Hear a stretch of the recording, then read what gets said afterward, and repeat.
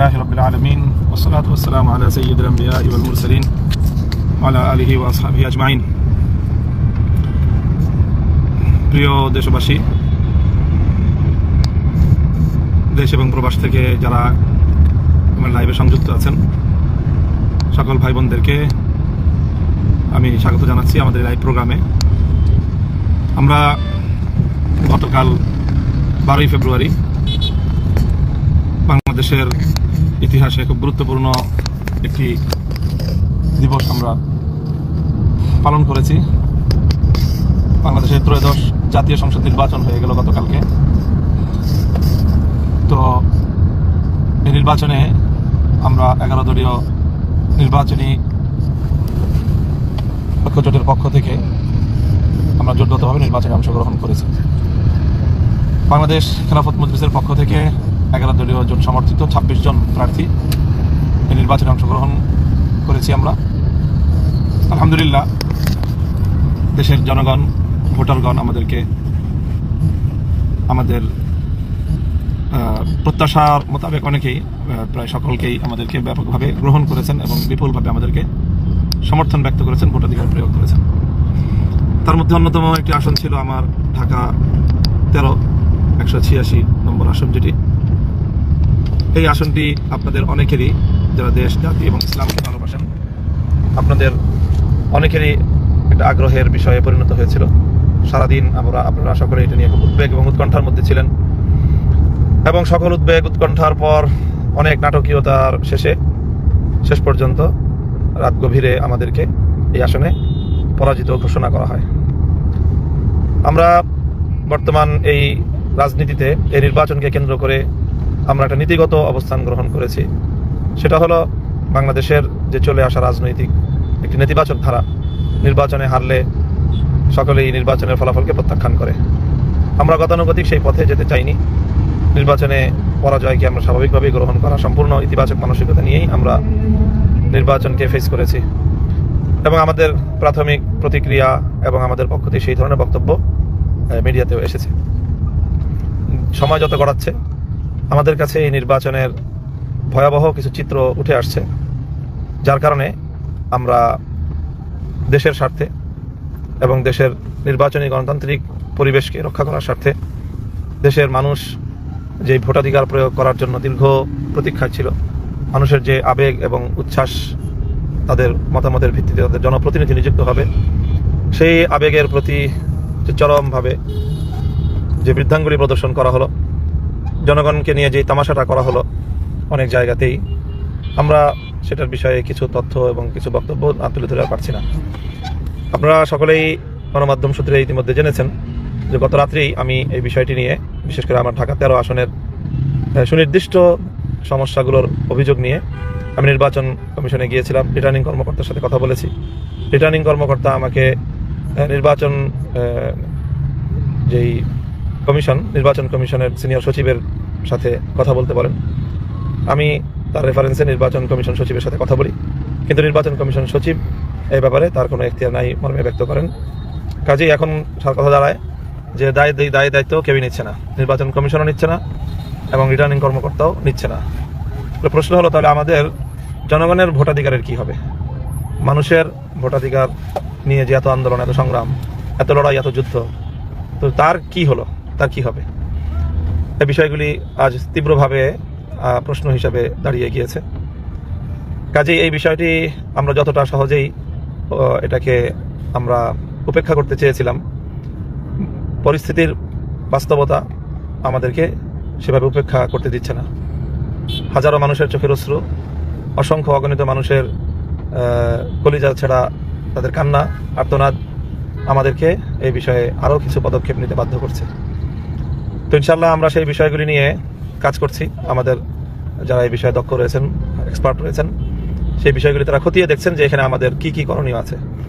আমরা যেটা গতকালকে অভিযোগ দায়ের করেছি এবং পরিষ্কার বলেছি যে এক দেশে একই শহরে দুই আইন, এটা কোনোভাবেই চলতে পারে না।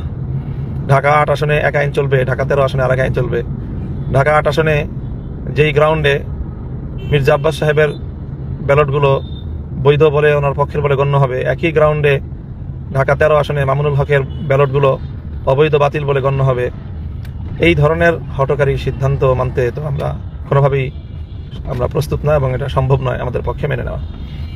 এই বিষয়ে সুনির্দিষ্ট অভিযোগ দায়ের করার পরেও রিটার্নিং কর্মকর্তা এবং নির্বাচন কমিশন সচিব মহোদয় তারা পরস্পরের দিকে তারা পরিস্থিতি ঠেলে দিচ্ছেন, দায় দায়িত্ব কেউ নিচ্ছেন না। কিন্তু এর মধ্য দিয়েই আবার রিটার্নিং কর্মকর্তা আমার আসনে প্রার্থীকে বেসরকারিভাবে বিজয়ীও ঘোষণা করছেন। তো এটা তো জনগণের ভোটাধিকার নিয়ে সির্ফ তামাশা করা ছাড়া আর কিছুই না। আমরা দ্ব্যর্থহীন ভাষায় বলছি যে আমরা যাবতীয় প্রক্রিয়া অবলম্বন করছি। এই সময়টা আমরা খুব তাড়াতাড়ি সমস্ত ডকুমেন্টস এবং মাঠ পর্যায় থেকে সকল তথ্যগুলো সংগ্রহ করছি। এই সংগ্রহ করতে আমাদেরকে একটু সময় নিতে হচ্ছে। কালকে সকলেই ক্লান্ত, শ্রান্ত, বিধ্বস্ত অবস্থায় যার যার জায়গায় রয়েছে। ইতিমধ্যে আমরা তাদের সকলের সাথে কথাবার্তা বলে আমরা আমাদের যে দাবিগুলো, সেই দাবিগুলোকে প্রমাণ সাপেক্ষে, প্রমাণ সহ উপস্থাপনের প্রস্তুতি নিচ্ছি, এবং তারপরে আমরা আইনগত সহ আমাদের সকল পর্যায়ের করণীয়গুলো আমরা করবো ইনশাল্লাহ। এবং সেটা নিয়ে বিভিন্ন পরিসরে আমাদের এখানে নির্বাচন কমিটি ছিল, নির্বাচন পরিচালনা কমিটি, সেখানে আলোচনা হয়েছে, এবং সেই আলোচনার প্রেক্ষিতে আমাদের প্রস্তুতি পর্ব চলছে। আমরা আইনজীবীদের সাথে মত বিনিময় করেছি। এখন আমরা আমাদের সাংগঠনিক ফোরামে বিষয়গুলো নিয়ে আলোচনা করব, এবং জোটের যৌথ বৈঠকেও আজকেই এই বিষয়গুলি আলোচনা হয়ে আমি আশা করছি যে রাতের মধ্যে আমরা কোনো একটি চূড়ান্ত সিদ্ধান্তে উপনীত হতে পারবো ইনশাল্লাহ।